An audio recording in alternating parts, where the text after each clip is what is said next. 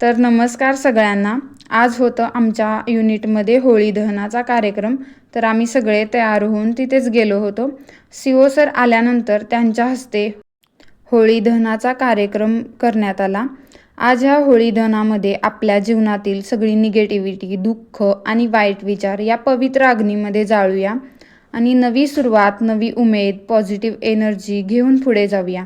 देशसेवा करणाऱ्या जवानांसोबत हा पवित्र सण साजरा करताना खरंच खूप अभिमान वाटतो आणि गर्वही वाटतो की मी एका फौजीची पत्नी आहे.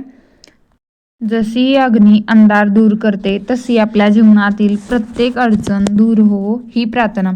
सर्वांना सुख, शांती आणि यश मिळो हीच या अग्नीकडे प्रार्थना.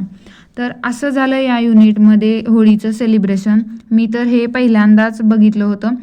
गावाकडे खूपदा होळीचं सेलिब्रेशन बघितलं आहे, पण युनिटमध्ये पहिल्यांदाच झालं.